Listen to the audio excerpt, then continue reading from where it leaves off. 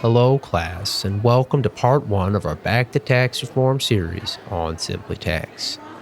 In this series, we'll be hearing insights from tax practitioners on applying the Tax Cuts and Jobs Act. Today, we're covering manufacturers and distributors. Can anyone name the special guests on the podcast today? Anyone? So my name's Chris Doolittle, CPA obviously, and enjoy being on the tax side. I've been doing it now for, 17-ish years. Honestly enjoy the change, enjoy the challenge. Tax reform had everything you could want in it, really. So it's been a very interesting year, and really enjoy what I do. Yeah, well, that's great. Definitely shows, I will tell you that. So how about you, Stephanie? Maybe a little about you? Stephanie Carper, tax director. I've been doing this for about 13 years, 11 of them with BKD, heavily in the manufacturing industry. So, tax reform's been amazing as far as new stuff to think about and to help clients plan with. People tend to pigeonhole CPAs as not liking change or as being very by the book, but having new things to think about and new planning strategies has been exciting. So great. So we can kind of just geek out on tax reform definitely. here. The question of taxation touches every home in America. Cutting through the static of the tax world, it's Simply Tax.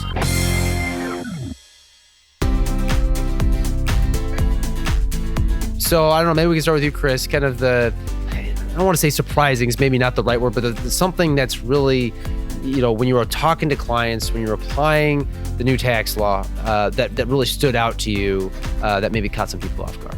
I think there's so many examples.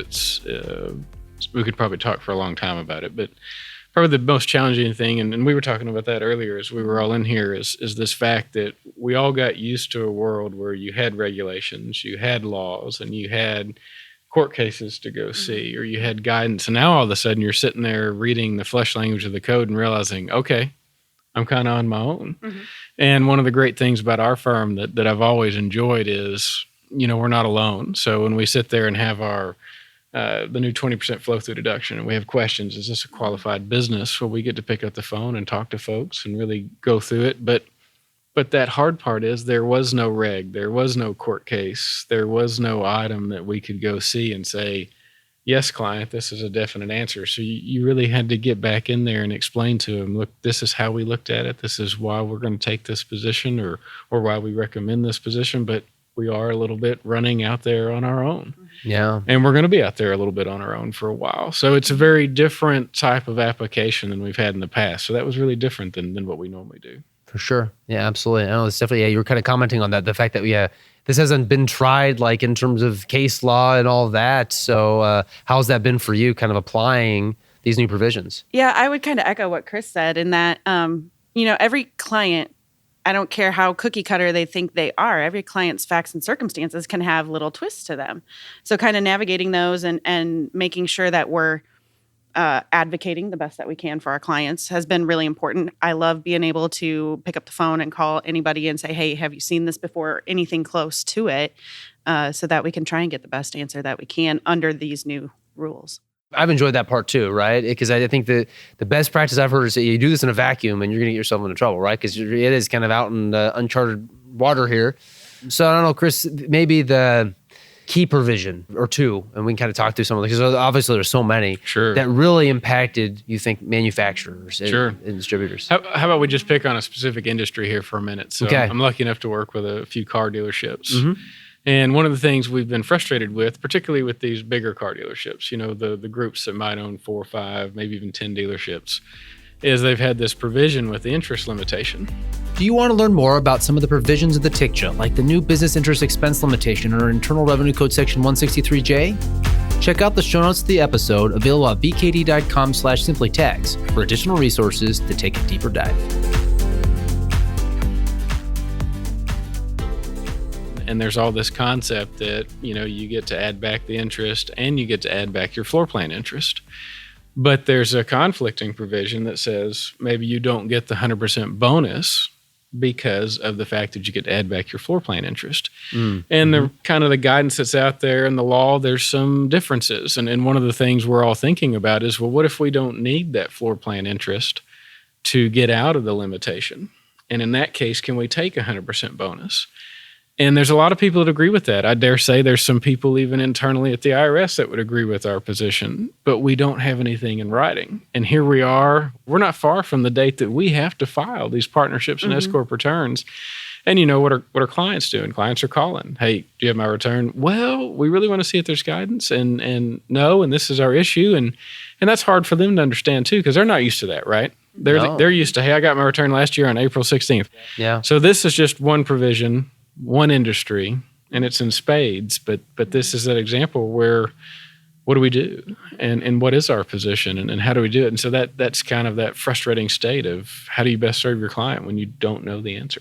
What's that reaction been like when you've had those conversations with clients to try to explain that to them? I mean, it's one of those things, I'll tell you, one of the great things about our profession is you got to go out and see the client and be at their location. Okay. I mean, I think that's a big deal. So when you go to them and you have those conversations and you talk to them about why it's important and really talk in their terms. So what we've tried to do is sit there and say, look, if we do it this way, here's the cash impact. But if we do it this other way, here's the cash impact. And they hear that. And when you talk through that and kind of comment that, look, if we want to have the better cash impact, we got to wait and see. 9 out of 10 have said, let's wait and see. Mm-hmm. So that's been the reaction. But they are coming at it from that perspective. They're looking for an advisor to explain it to them. And that's the key. You've got to find a way to get it down in there and talk about it in the trenches with them without talking about the fact that it's 163J or 199A. Talk about what it really does to their company and why it matters. Yeah. But I mean, they want it done. I mean, just like we would. I mean, we don't like waiting on a service either. But in this case, it could be very valuable to get that guidance and do it the right way. Stephanie, would you kind of agree, echo those comments maybe? Yeah, I would echo that. I have a lot of the same struggles with 163J and 199A. We definitely, I think everybody felt the need to kind of wait and see. So we've extended a lot more than we have in the past, and just hoping we get some guidance before that deadline is up. So obviously we've got a lot of returns on extension. What are you kind of seeing, and maybe it's those conversations you're starting to have about that, because we're on the clock, a couple months left. What are you thinking in terms of guidance and communicating that to your clients? Well, we're pushing ahead as much as we can to prepare the rest of the return and just kind of keeping our fingers on the pulse of what's happening with those last pieces.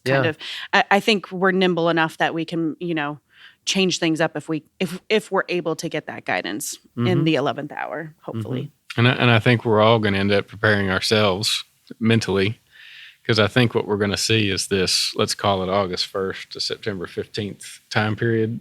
It's going to be kind of what I'd call tax season number 2. Yeah. And it's going to be that time that hopefully either one, we get the guidance, or as a firm or as a profession, we come together and say, this is our position. And we're all going to try to push through a massive amount of work in that period of time.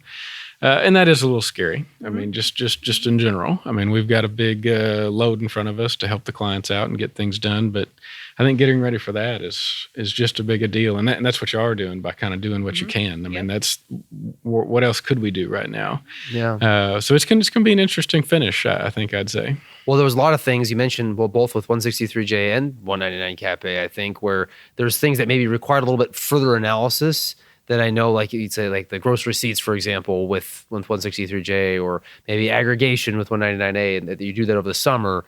Are those the sorts of things, Stephanie, maybe to your point, that you're working on now? Yeah. The aggregation rules, the related party rules when it comes to 163J and your interest expense limitations, just kind of working through how that all weaves together. You bring up a good point there, because I think there's a lot of things, and I think, Chris, we've even had some late night phone conversations about this. It's the interplay with things that were already in the tax law that maybe have been turned on their head a little bit, or maybe we never really had this related party thing figured out before, and now it just matters a whole lot more in a different way. Right. So I don't know. Again, what do you think? Is that think fair about, to say? Yeah, and think about all those examples. I mean, we've been talking about basis and partnerships and S-corps for years, and we calculate it, but we've never had to put it in the return. Now the partnerships, you've got to show it, and you not only got to show it for this year, but last year. On S-corps, you don't necessarily have to show your basis directly on the return, but when you file that 1040, now all of a sudden you've got to show the IRS what that number is. That's kind of funny, because it's been there, it's out there, but now they've changed that detail.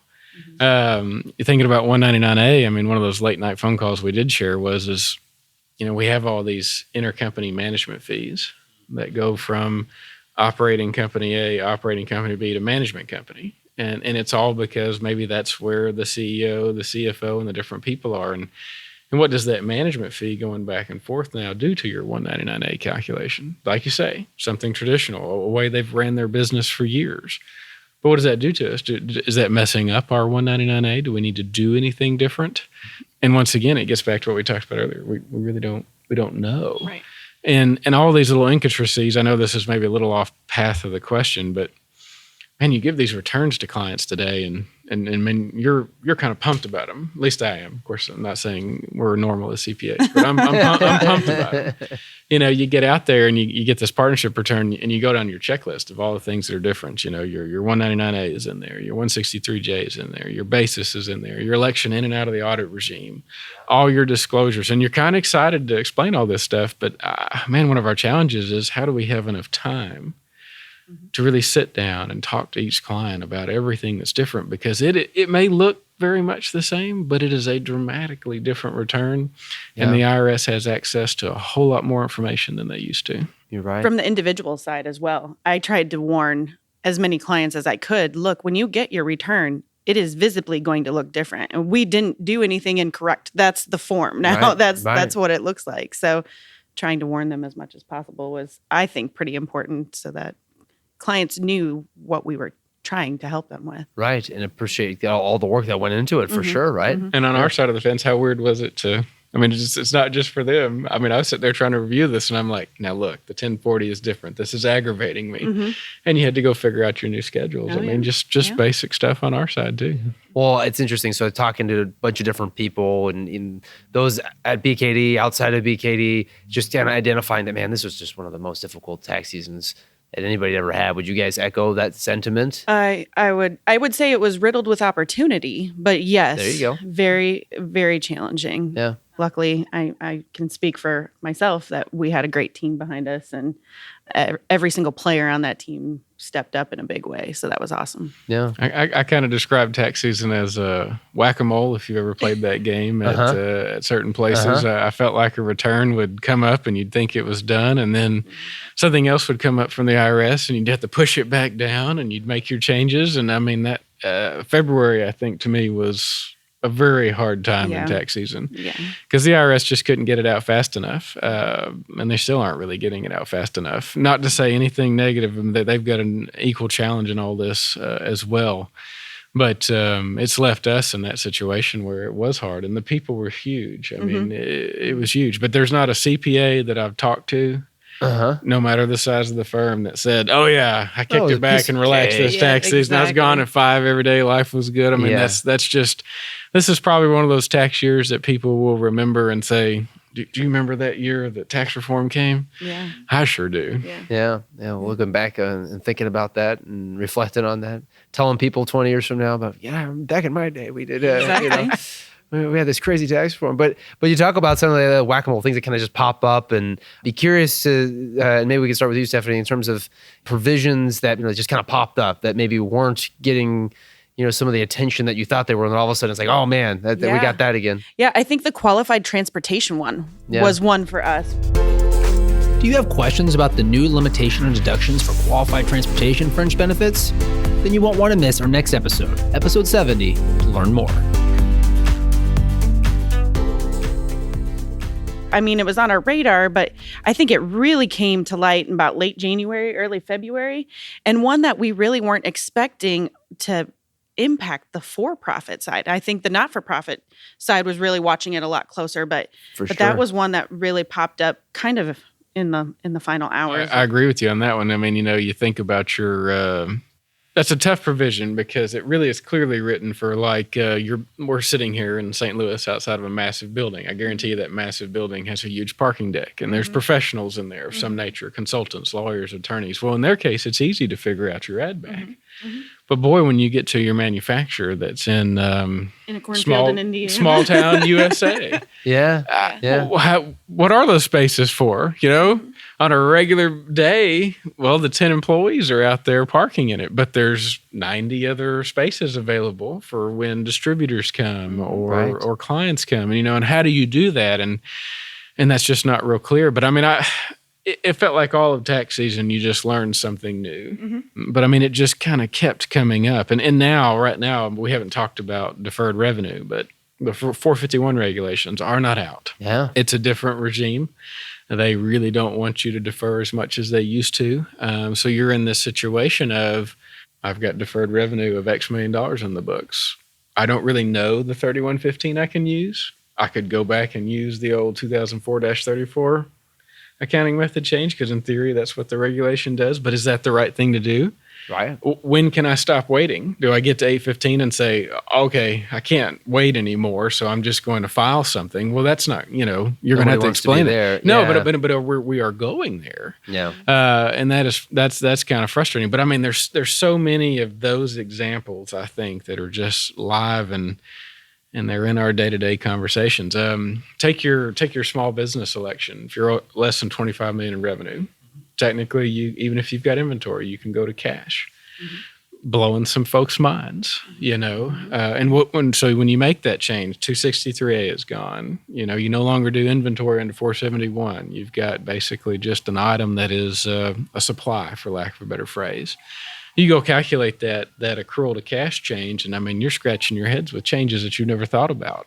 I've got AP on the books. Well, normally in an accrual to cash change, that AP is just an obvious change, right? You're going from accrual, you haven't paid that in cash, therefore that AP is going to increase your income. Well, what if a portion of that AP is your inventory?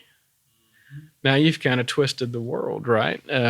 Maybe you wouldn't have looked at that in the past because your inventory type companies wouldn't have converted to cash.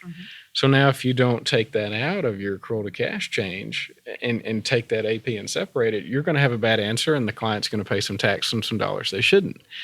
Weird world. And who's talking about that? Because that's an odd one. Most of our manufacturers, honestly, they're maybe past that point, but there's a lot of your small to medium manufacturers that could do this election. Yeah. But it's you're kind of fighting the industry to kind of open that door and say, why don't you do this? I don't know. I'm way off topic. No, I think you're right on topic, because it just goes to show whack-a-mole, right? I mean, it's just, there's all these different little avenues and things to be thinking about that are popping up. So I don't know, you mentioned earlier, Chris, you talking about the things that people should be doing or keeping in mind, even choice of entity, kind of some of those analysis and going through. What are the things that, based on what we know now, obviously with more coming, that maybe people should be talking about, thinking about if they're in this space? Sure. I mean, I think in my mind, the biggest thing that the client ought to kind of consider is this is a very different regime. And I think the problem is we don't know how long we're going to have this tax regime. Obviously, we're coming up on some pretty important elections where the winds could change.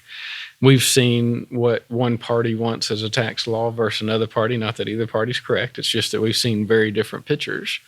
So do we have 2 years of this new law? Do we have 3? Do we have 4 more that it gets tacked on? And I think what that all has to come back to is kind of a cash position for our clients. Is this the time to go out and, yes, expense everything you can and take every deduction you can under the new law? Or is it time to actually push your income as high as you can because your rate's as low as possible? And that's a very different mindset, right? I mean, how long have we heard clients call us in December and say, I was thinking about buying this new piece of equipment to squash my income? Well, I mean, if you need the equipment economically, why not? Do it. You take advantage of what the tax law is giving you. But now your question is, do you really want to do that? Or do you want to take the, if you're a 199 Cap A company, you got your qualified income, you're talking about a 29% tax rate that with one election could go back to 40. Do you really want to squish every income you can at 29.6, or do you pay that 29.6 on the biggest numbers you can and take your deductions later? That's hard, and those are are real conversations that I think CPAs across America are having with clients. And it's very unusual because we're going to our clients saying, raise your income. Yeah. And they're looking at us like, for the last 20 years, you've told me to take every deduction Right. I can and document it. Well, I'm changing my mind. Right. Yeah. And that's a fun conversation because the clients that have kept up with it over the years look at you and they call a spade and said, you've changed everything you've ever told me. What do you do? But another big piece of what we do for clients is the succession planning piece. And as you're building this giant deferred tax item that eventually has to transition to the next generation, the question becomes, well, when's the right time to trigger that tax? And that's what you were talking about. Is this the right time to dwindle down that deferred that you have out there and to maybe recognize it at a lower tax rate? Makes some sense. It absolutely does. Yeah. And It's we hadn't multifaceted, you know? Oh, it is. I mean, there's no way to get to, this is not a clear line and this is a decision. We hadn't talked much about farming, but I don't think we should ignore it. I mean, I think our farmers have had probably the most guessing of anyone. I'll put the farmers in the bucket of the farmer that worked with the cooperative and was trying to figure out their 199, 199A and how it functions. And what was it? Right there at the beginning of July, they finally dropped regs. Got the regs, yeah. Mm-hmm. And most of our farmers probably filed by April 15th because they took advantage of not paying the estimates, right? Right. So they had to do something by then. But now they're all sitting there as we read these, 156 pages of regs, of RevProc that goes with it, IRS guidance. I mean, it's going to take the industry months to digest this stuff. Absolutely it is. It's complicated. And then what do? You call back 100 farmers and say, well, we did this, or could we do something better? Right. Right. Is what we did materially right or wrong? What do you do? And even the IRS is suffering from it. I don't know if how much y'all looked into this, but the IRS accidentally had an oops on Schedule D. Oh yeah. Yeah. And I know the firm looked at it, and we read some taxpayers, but I mean, it's just kind of, there's another frustrating item. I mean, what is the IRS going to do? Are we going to pop out 100 notices for $13 for 10,000 clients? Or is the IRS just going to say, look, I made a mistake and life's going to go on? Call it even, yeah. We changed the form. And then you see, and you got your clients you got to talk to that about and figure out what's going on. But I mean, so many things to talk about. I know on the planning side, what are you seeing and hearing besides the kind of the succession? I like that. That's an important one. Well, and getting back to the question of the farmers, I mean, here in the Midwest, we've had a rough planting season, to say the least. I've been in communication with some of my farming clients, and just the amount of rain and the inability to plant a lot of the fields. There's going to be a ton of planning this fall that has to go around crop insurance and what do we do, and recognizing income, and so that's going to be huge to stay in front of, along with all the other items that you normally look at: expensing equipment, prepaying for input costs, all of those things. So this fall is going to be crucial to tax planning.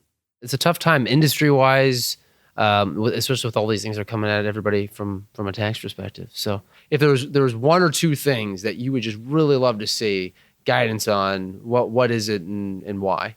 I think 163J is a big one. It's impacting some of my largest manufacturers in a very big way, and just having clarity as to how that calculation needs to work, not only this year, but in the years going forward, as that calculation is kind of set to change over time. Yeah.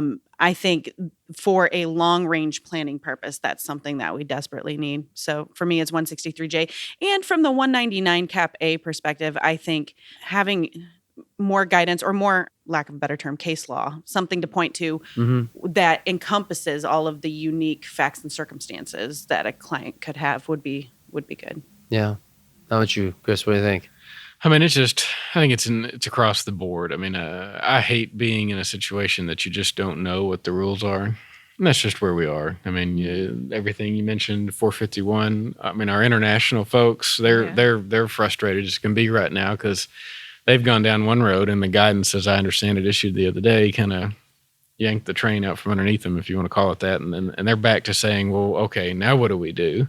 Because the IRS has had this time period to look at everything, and they're kind of somewhat changing their tune. Those are the type of things that I think are hard, but the more they can issue guidance, the better it is. And even though it's not going to happen, it'd be way more reasonable probably to extend the due date or do something different. Because we're going to have a whole lot of returns that get filed that just don't know. And think about how lucky we are. Okay, I mean, you could say the same thing about the big four or firms in similar our size. They've got people out there just thinking, researching.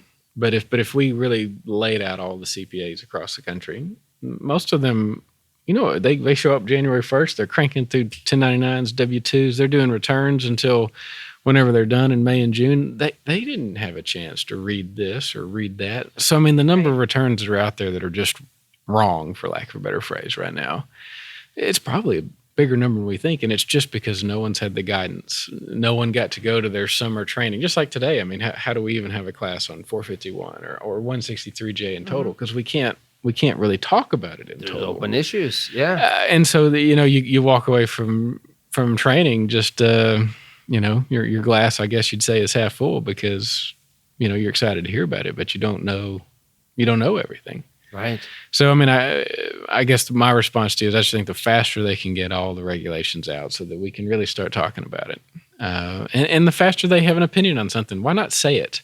I mean, you get in court with the IRS. It's a slow process, agonizing process. Just give us enough guidance that we know where we are. I guess you're going to kind of bring the whole conversation together for maybe when you're in clients it's in either a manufacturer, auto dealer, a farmer. What's the kind of the key takeaway just from your perspective? I think this is one of those years where we like to use the word in our firm, trusted advisor. I mean, I think more than ever we're in that role, and we've got to be able to communicate it. I think so many people, I loved your comment earlier because I thought about the green shade accountant that is in a locked door that gets slid a file and slides one back, right? I mean, that's what accountants are, correct? Mm-hmm.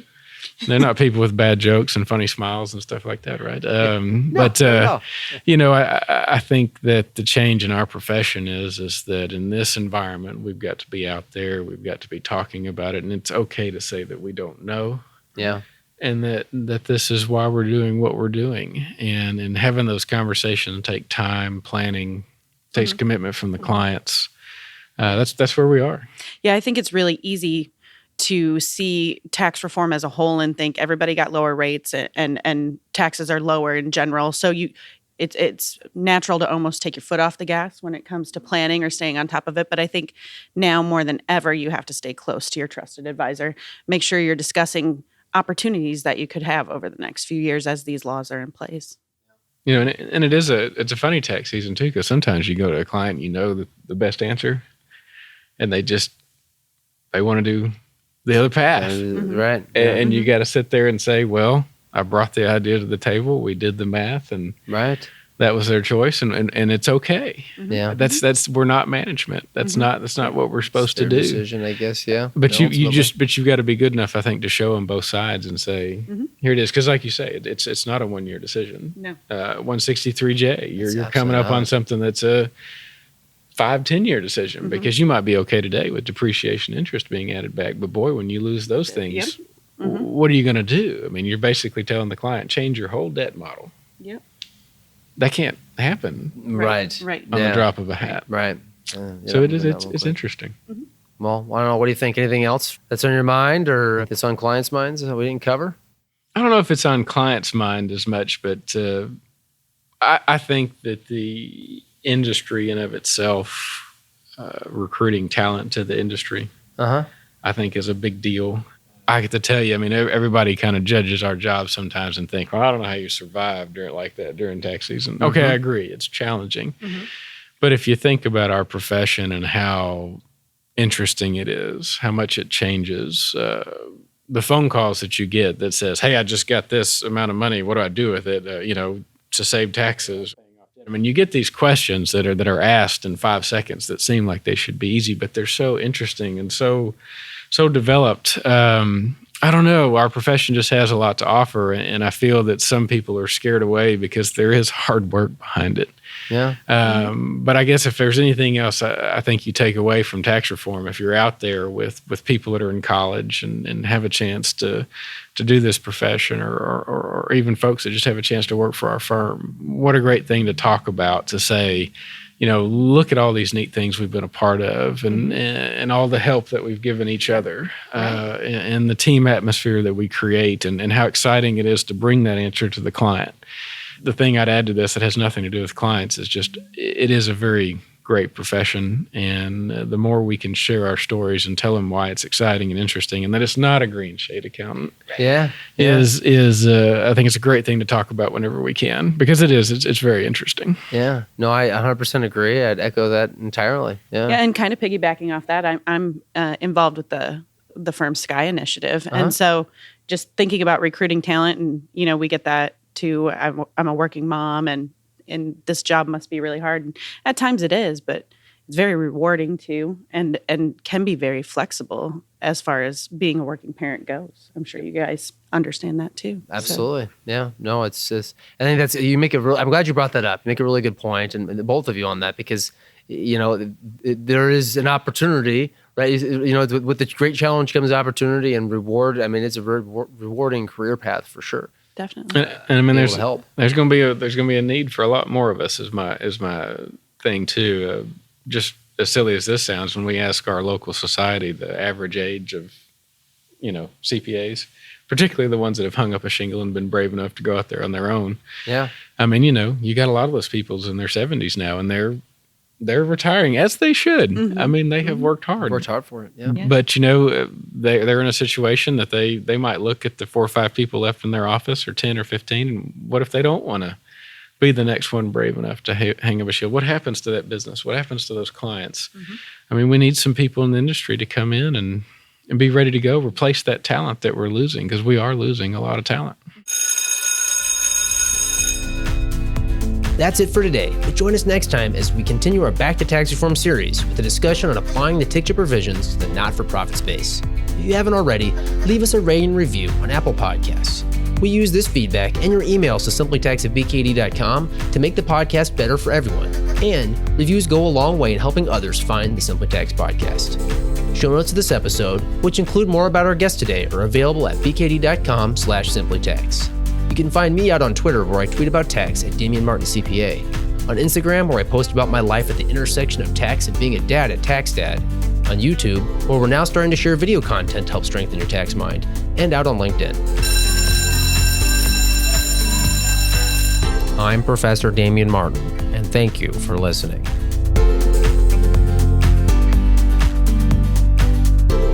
The information contained in this episode of Simply Tax is based on data available as of the date of its release. BKD is under no obligation to update this information if changes occur. Applying this information to your specific situation requires careful consideration of all facts and circumstances. Any information provided is not to be considered as tax, legal, or financial advice. Please consult your tax advisor before acting on any matters covered.